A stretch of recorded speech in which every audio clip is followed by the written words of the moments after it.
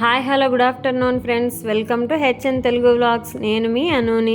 ఎలా ఉన్నారు ఫ్రెండ్స్? నేను చాలా బాగున్నాను. మీరు కూడా చాలా బాగుండాలని మనస్ఫూర్తిగా కోరుకుంటున్నాను. ఈరోజు వీడియోలో మన రిలేషన్షిప్లో కొన్ని సమస్యలు అయితే వస్తుంటాయి. ఈ చిన్న సమస్యల వల్ల మన బంధం దెబ్బతింటుంది. ఈ దెబ్బతిన్నటువంటి బంధం బలపడడానికి కొన్ని మార్గాలైతే ఉన్నాయి. అవేంటో తెలుసుకుందాము. రెండు వైపులా తప్పులుండడం సహజం.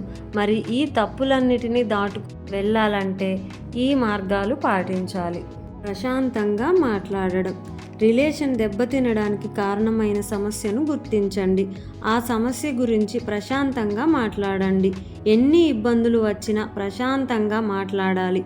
ఒకరినొకరు అర్థం చేసుకోవడానికి ప్రయత్నించండి. ప్రశాంతంగా మాట్లాడలేకపోవచ్చు, కానీ ప్రయత్నించండి. మరొకటి, తప్పులను ఒప్పుకోవడం.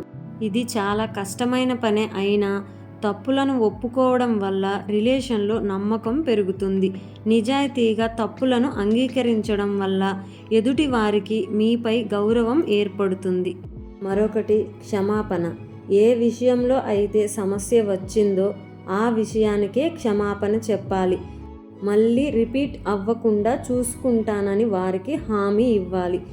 ఇలా హామీ ఇవ్వడం వల్ల మనం తక్కువైపోతామన్న భావన వద్దు.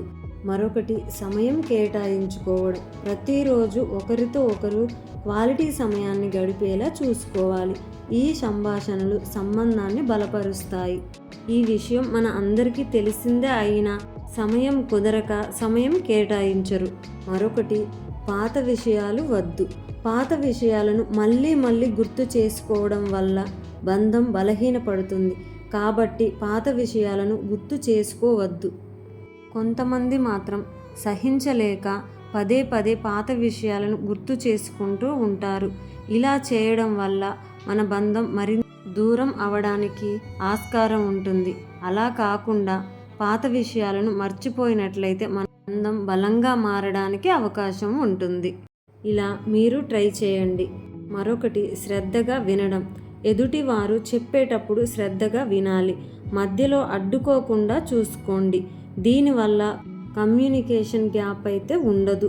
దీనివల్ల ఒకరినొకరు అర్థం చేసుకునే అవకాశం ఉంటుంది. మరొకటి, అనుమానాలు. పార్ట్నర్పై అనుమానాలు పెట్టుకోవద్దు. అదే సమయంలో వారికి అనుమానం వచ్చేలా మీరు కూడా ప్రవర్తించవద్దు ఫ్రెండ్స్.